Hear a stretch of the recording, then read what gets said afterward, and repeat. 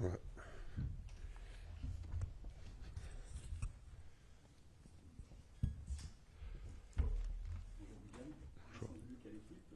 En 2024, le coach t'avait demandé si ça te faisait rien de jouer à gauche. Tu as joué une saison entière à gauche avec l'équipe de France, puis toute cette saison à droite. Est-ce que là, avant la Coupe du Monde, tu t'as redemandé si ça te faisait rien d'aller à gauche et qu'est-ce qui change, qu'est-ce que ça change pour toi? Bonjour. Ouais, c'est clair que tout l'Euro, j'ai joué à gauche et après je suis revenu un peu à droite, mais il y a des matchs aussi où j'étais repassé à gauche. Et avant la compétition, on s'est juste parlé avec Dayo et le coach, mais voilà, qu'il soit à gauche ou que soit à gauche, c'est la même chose. On est tous les deux droitiers et on peut jouer à ce poste, donc voilà. Donc il n'y a pas de problème là-dessus. Il peut être même amené à jouer à gauche et moi à droite, c'est bien. Bonjour William. Dominique, c'est Bonjour. vrai que le Parisien, est-ce que ça a été plus facile de digérer la Ligue des Champions parce qu'il y avait la Coupe du Monde derrière? Et comment ça se passe avec les 5 Parisiens au quotidien? Est-ce que vous évoquez ce match ou pas du tout? Ouais, ça a été un peu plus facile vu que voilà, fallait se concentrer rapidement sur la Coupe du Monde qui arrivait juste après.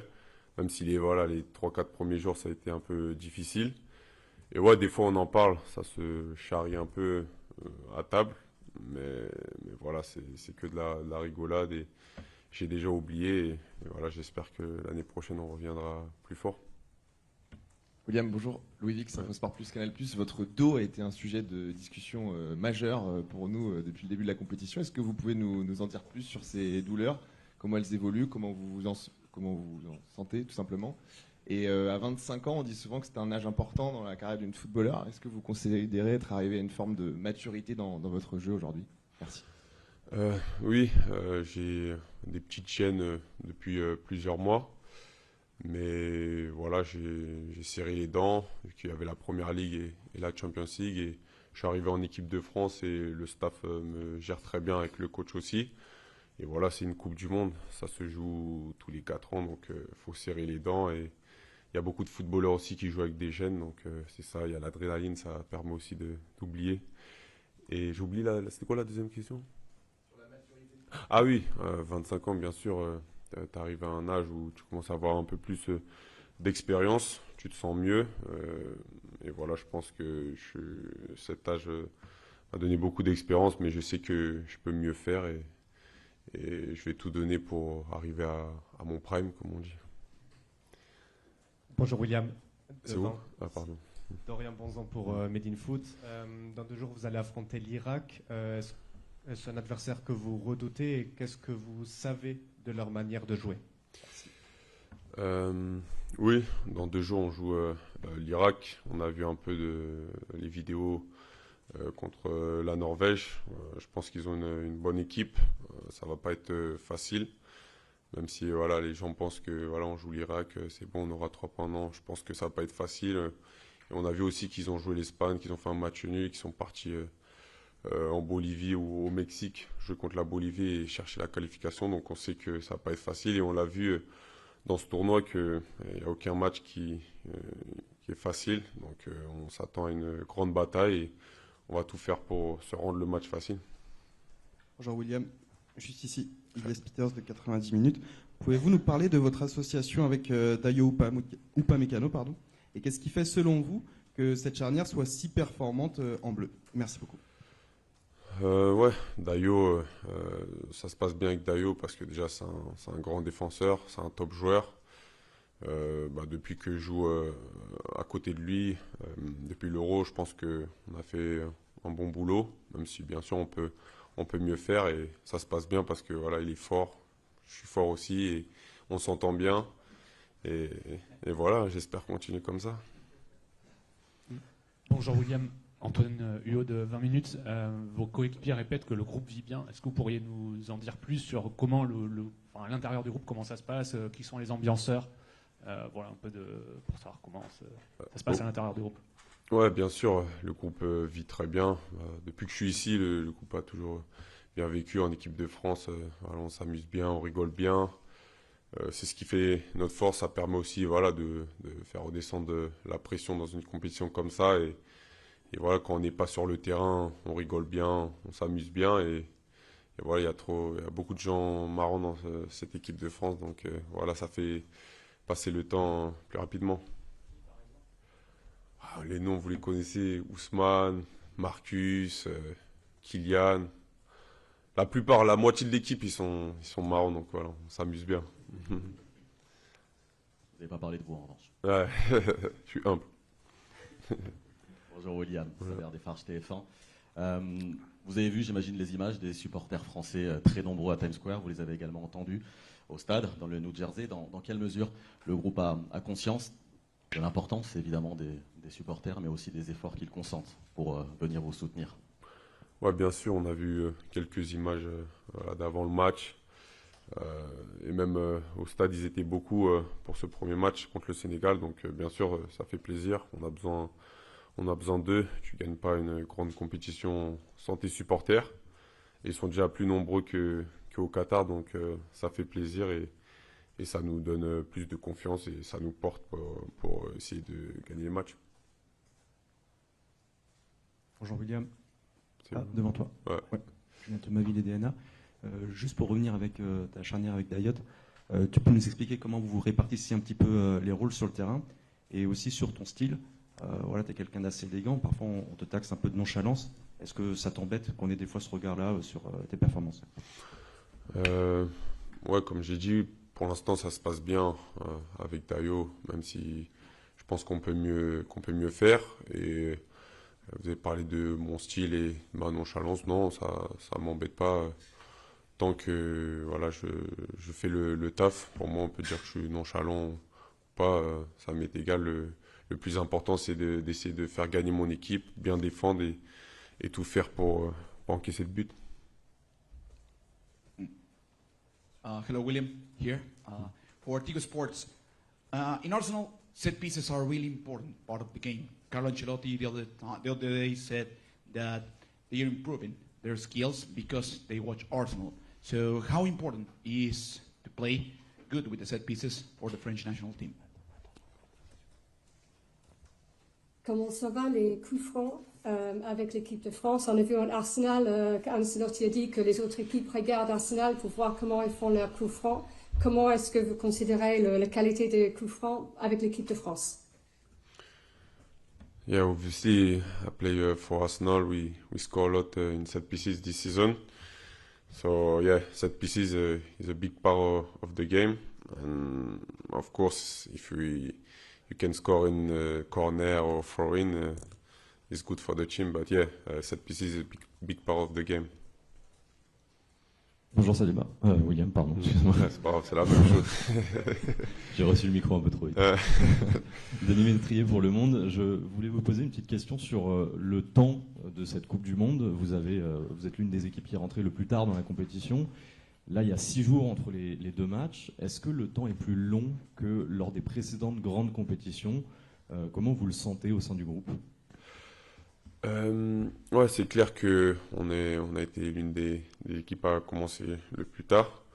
Mais voilà, ça revient au même. Ça veut dire qu'on a eu plus de temps aussi pour se préparer, pour travailler aussi. Donc, je pense que ça revient au même. Et voilà, là, on a encore 6 jours. Donc, je pense que c'est bien aussi. Donc, les gens peuvent mieux se reposer. Pour les petits bobos aussi, ils ont le temps de mieux récupérer. Donc, ça a notre avantage aussi. Et on a le plus de temps pour travailler et étudier l'équipe adverse. Bonjour William, Hugo Delon du journal L'Équipe. Mike Maignan a été l'objet de critiques après le match contre le Sénégal. Est-ce que tu les as trouvées justifiées? Est-ce qu'on est trop dur avec Mike? Et quel regard tu portes sur son état d'esprit depuis le début de la préparation? Pour être honnête, j'avais pas vu les critiques à son égard. Et pour moi, Mike, c'est l'un des meilleurs gardiens du monde. C'est un peu embêtant qu'on ait concédé ce but à la fin, mais si on a concédé, c'est qu'aussi on a peut-être pas fait notre taf en défense, parce qu'avant de tirer, on aurait pu peut-être bloquer la frappe. Mais voilà, c'est quand on concède un but, c'est pas que le gardien, c'est toute la défense. Mais j'ai aucune inquiétude sur Mike. Comme j'ai dit, c'est l'un des meilleurs gardiens du monde et j'en suis sûr qu'il va faire une grande compétition. Bonjour William, Léo Huisman de l'agence France Presse. Vous parlez d'encaisser des buts. L'équipe de France en a encaissé à chaque fois sur ces derniers matchs. Est-ce que ça vous préoccupe? Ouais, pour moi, en tant que défenseur, quand tu tu concèdes un but ou plusieurs buts dans un match, c'est pas un match réussi à 100%. Donc bien sûr, ça m'embête en tant que défenseur. Mais voilà, on a la chance déjà d'avoir gagné ce premier match 3-1, même si on a concédé un but. Et on a eu quelques jours pour s'entraîner et on va essayer de faire de plus en plus de clean sheet possible pour le reste de la compétition. Bonjour William, Clément Lrez, beIN Sport. On a beaucoup parlé de l'état des pelouses depuis le début de la compétition. À quel point c'était catastrophique à New York et à quel point ça vous inquiète, vous et vos douleurs dorsales pour la suite? Ouais, c'est sûr que j'étais un peu surpris sur l'état de la pelouse le premier match à New York. Ça nous a même demandé si on voulait jouer en moulé ou en vissé, ce qui est rare pour moi vu que je joue qu'en vissé, vu que je suis défenseur. Bah ouais, en fin de compte, voilà, j'ai préféré jouer en vissé, mais c'est clair que la pelouse c'était plus comme du synthétique et elle était très dure, mais voilà. Arrivé, on n'a pas le choix, on est obligé de jouer. C'est la même pelouse pour les deux équipes, mais c'est clair que la pelouse, elle était pas top. Ouais, c'est embêtant, c'est clair, mais on n'a pas le choix. Rebonjour. Face à l'Irak, les Bleus auront probablement la possession pendant la majorité du match face à un bloc bas. Selon vous, l'équipe de France est-elle plus adaptée pour défendre haut ou pour défendre bas? Merci. Je pense qu'on peut faire les deux. On peut s'adapter à tout style de jeu. Et voilà, que face à un bloc bas ou un bloc qui vient nous chercher, je pense qu'on a tous les joueurs et la capacité de s'adapter. Et je pense que, bien sûr, ça va pas être facile, mais voilà, on a les qualités, on a les joueurs et le coach pour tout faire pour gagner ce match contre l'Irak. William, Cédric Ferreira, France 24. Il y a une nouveauté dans cette Coupe du Monde, ce sont les pauses fraîcheur. On a beaucoup évoqué le fait que ça casse les rythmes des matchs. Est-ce que ça a été aussi votre ressenti durant le Sénégal? Comment vous vivez ces nouveautés? Bon, la première mi-temps, je pense que ça nous a fait du bien, la première pause fraîcheur, vu qu'on n'était pas très bon. Donc ça nous a permis de un peu casser le match. Mais c'est clair que je suis d'accord avec certains joueurs, deux pauses, en plus elles sont assez longues. Ça coupe un peu le match, mais bon, la première, elle nous a fait du bien. Bonjour William, Baptiste Després, Le Figaro. En quoi Michael est un joueur à part, à l'entraînement, dans le groupe ou autre? En quoi il t'impressionne, balle au pied? Est-ce que tu dirais qu'il est dans la lignée des Platini et des Zidane dans l'histoire de l'équipe de France? Il y a encore du chemin, mais... Ouais, bah oui, bon, Michael, voilà, tout le monde, comme tout le monde peut le voir, pour moi, c'est un crack. C'est un très très bon joueur. Bon, bien sûr, il a beaucoup de choses à accomplir encore avant de le comparer à Platini ou Zidane, mais en tout cas, ouais, c'est un plaisir de l'avoir dans notre équipe. Et c'est un joueur qui peut tout faire et qui peut débloquer plusieurs situations. Et voilà, je lui souhaite qu'un jour il soit dans cette cour, mais en tout cas, pour l'instant, c'est un peu trop tôt. Ouais, techniquement, c'est classe mondiale, il peut tirer, il peut dribbler, il peut faire des passes, il joue toujours juste. Voilà, c'est pas un mec qui va essayer de dribbler tout le monde. Quand il doit faire la passe, il fait la passe, quand il doit dribbler, il dribble. Et franchement, c'est un plaisir de l'avoir avec nous et c'est un plaisir de le voir jouer. Bonjour William, Martin Mosnier d'Eurosport. Il y a Adrien Rabiot qui nous a dit après la victoire face au Sénégal qu'il avait trouvé qu'il était un peu exposé, lui et Aurélien, lors de la première période, quand les attaquants perdaient des ballons. Est-ce que tu dirais que ce système qui penche beaucoup vers l'avant vous expose plus le milieu et la défense te concernant? Oui, bien sûr, je suis d'accord avec lui, mais c'est comme ça, hein, quand tu veux gagner les matchs et que tu as 4 joueurs offensifs comme ça dans ton équipe, c'est plus facile de marquer, mais tu sais que tu vas devoir défendre plus, mais c'est comme ça. Nous, en tant que défenseur, ça ne nous pose pas de problème et on doit être prêt à ça. Et voilà, quand tu as des attaquants comme ça, tu sais qu'ils vont faire le taf offensivement, mais tu sais que tu vas devoir défendre un peu plus. Et pour moi, ça ne me pose pas de problème.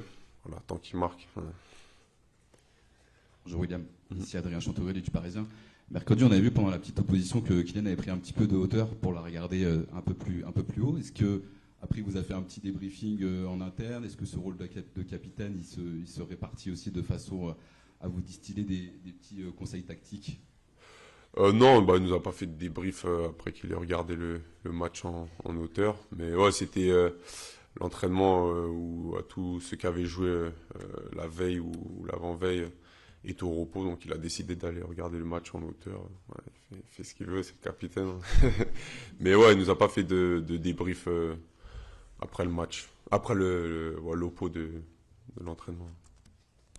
Salut William, Loïc Tanzi pour l'équipe. Je reviens sur ton dos. Qu'est-ce que ça t'empêche de faire aujourd'hui sur un terrain? Et est-ce que tu dirais que ça va mieux au fil des matchs ou au contraire que tu as de plus en plus mal? Ouais, je pourrais pas te dire ce que ça m'empêche de faire, parce qu'il y en a qui vont lire les commentaires, mais bien sûr, je suis pas à 100%, mais voilà, comme je dis, il y a plein de joueurs qui jouent, ils sont pas à 100%, et c'est comme ça, c'est une compétition de Coupe du Monde, faut serrer les dents, et voilà, faut pas trouver des excuses, mais voilà, pour l'instant, je suis là, le staff, il gère bien, voilà, j'espère que ça va continuer. Est-ce qu'il y a une dernière question pour William? Oui, bonjour, Grégory Schneider, Libération. En quoi le capitanat a changé Kylian Mbappé dans son approche du groupe et des autres joueurs? Est-ce qu'il y a quelque chose qui a changé chez lui? Parce que c'est une responsabilité quand même. Bah, pour moi, c'est toujours le même, bien sûr, juste que maintenant, là, c'est le capitaine, donc il doit encore plus parler, il a encore plus de responsabilités, mais pour moi, c'est la même chose, hein, c'est toujours le même joueur qui a toujours envie de faire gagner son équipe. C'est juste que maintenant, il porte le brassard et qu'il a plus de responsabilités et qu'il parle plus aussi, mais pour moi, rien n'a changé. Entraînement à 17h, ouvert le premier quart d'heure. Pour demain, pour Philadelphie, vous êtes nombreux à me demander l'hôtel où on est, centre-ville. C'est le Sofitel qui est dans le centre-ville. Si vous avez besoin de plus de renseignements, j'essaie de vous mettre ça dans le groupe. Et on voyage que demain, en J-1. D'accord? Les activités médias demain à J-1 sont celles qui sont dans le dossier de presse. Ok? À tout à l'heure. Merci. Au revoir.